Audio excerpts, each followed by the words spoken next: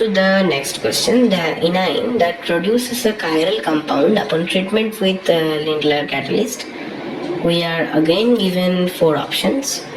We have to consider every option and we have to react the correct option with Lindlar catalyst, and we have to see if it is a chiral compound or not. For catalytic hydrogenation of alkynes, the platinum, palladium or nickel catalysts are so effective in promoting the addition of hydrogen to carbon-carbon triple bond that the alkene intermediate formed cannot be isolated. A less efficient Lindlar's catalyst permits alkynes to be converted to alkenes without further reduction to an alkane.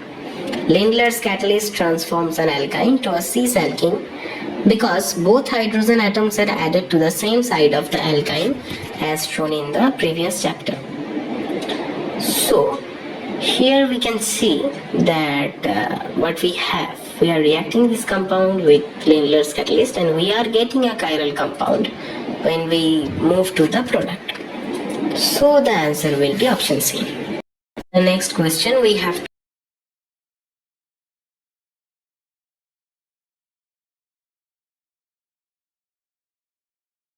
Moving to the next question, which one of the following alkenes will react fastest with H2 under catalytic hydrogenation condition?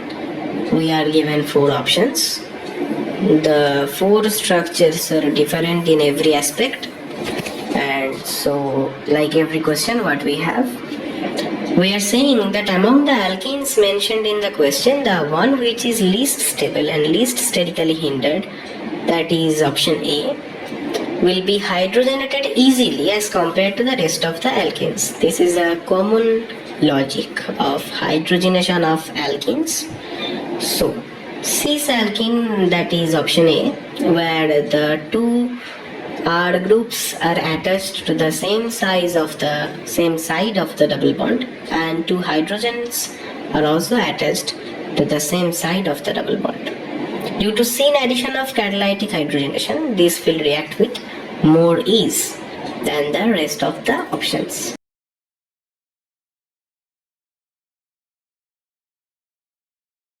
Moving to our next question, we are given a reaction and we are given a structure to be hydrogenated using palladium catalyst, and we will get 2 products, a mixture of products, and we have to identify how they are related. Are they enantiomers of each other? Are they diastereomers of each other? Are they both mesocompounds, or are they constitutional isomer of each other? So what we have in the reaction, obviously the hydrogen will not affect the original methyl group present in the compound, and it will add to the double bond CH2 group from either side. So the hydrogen will add from either side and will produce a mixture of cis and trans product. So moving to our product, we can see the structures of the cis and trans product produced by this reaction. So when we are going to choose the correct options, we are getting through enantiomers of each other, which will not fit for the environment of the question. Diastereomers of each other, obviously the structures of the products are diastereomers of each other. C, both are mesocompounds, will not correct.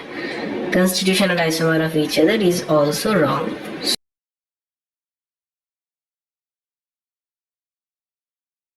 To the next question, we have to choose the incorrect statement about the following 2 alkenes. We have 2 options that are alkene 1 is more stable than alkene 2. That is option A. Option B, hydrogenation of achiral alkene 1 will give chiral products. Option C, hydrogenation of chiral alkene 2 will give a chiral product. And option D, the 2 alkenes 1 and 2 are configurational isomers. So what we have, again, the alkene 1 is more stable than alkene 2 as the double bond is stabilized by 8 alpha hydrogen, whereas in alkene 2 it is stabilized by 2 alpha hydrogen by hyperconjugation effect.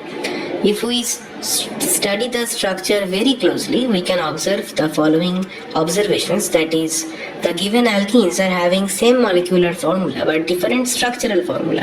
Hence, they are obviously structural isomers and both are achiral alkenes, and on hydrogenation both produce achiral alkenes. So moving to the product, we have the product here, and the answers are hydrogenation of achiral alkene 1 will give chiral products. Hydrogenation of chiral alkene 2 will give a chiral product. These two are the incorrect statements about the following two alkenes.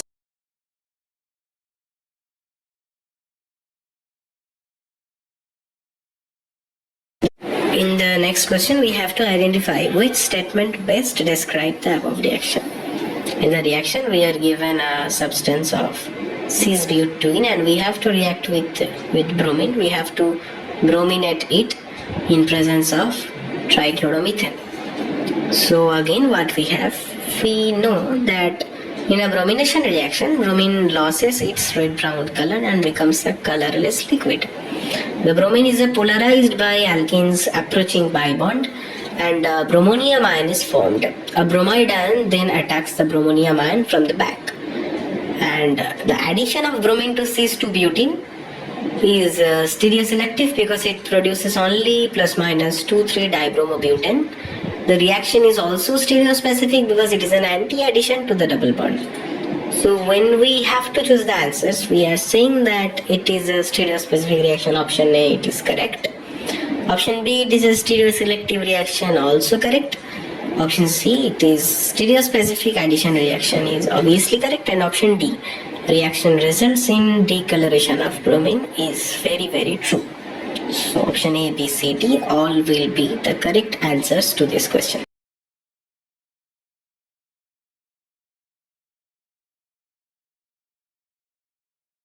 In our question, we have to hydrogenate this following compound, and we have to identify which does not give. That is, the options are an optically active compound, an optically inactive compound, a racemic mixture, and a diastereomeric mixture. What we have is the structure of the compound, and we have to hydrogenate this compound using poisoned palladium catalyst. And as we know, in presence of poisoned palladium catalyst, the alkyne will undergo chain addition of hydrogen.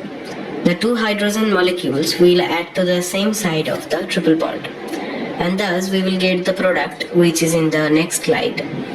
We can see the product has a plane of symmetry, and in case of having a plane of symmetry, we know then it is considered to be an optically inactive compound.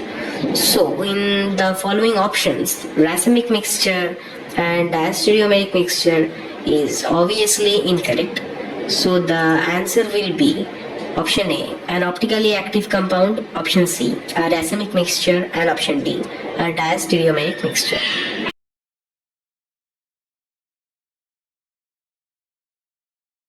The next question, we have to select the major product from the following reaction sequence. We are given a alkyne molecule and we have to hydrogenate it by using poisoned palladium catalyst, and then we have to react it with deuterium in presence of palladium carbon catalyst. So what we have again, we are seeing that the first reaction of hydrogenation will hydrogenate the alkyne to alkene. This reaction is stereoselective and chain addition is observed. In the next reaction, deuterium also adds to the alkene, forming an alkane. Here the deuterium adds to the opposite sides of the double bond due to steric inhibition. Catalytic hydrogenation of alkenes with palladium on carbon palladium catalyst is generally stereoselective for chain addition. This means the hydrogen is added to the alkene in a concerted fashion from the same phase without any opportunity for bond rotation. So we are getting the product. The product will be option B.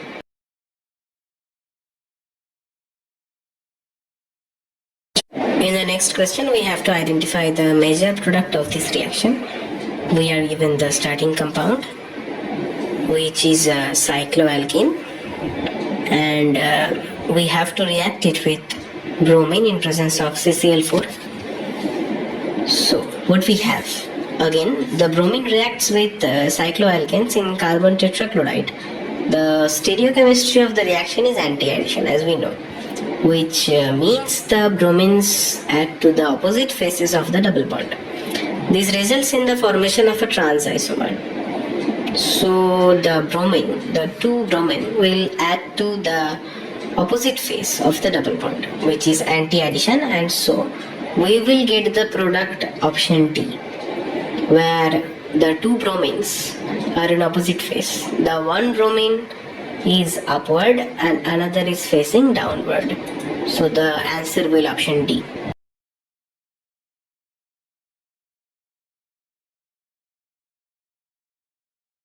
In this question, we have to identify the reagent which is most useful for distinguishing compound 1 from the rest of the compounds.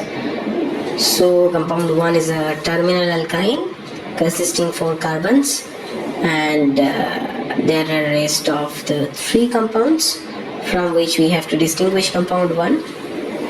There are 4 options: alkaline KMnO4, bromine in trichloromethane, bromine in carboxylic acid, and ammoniacal AgNO3.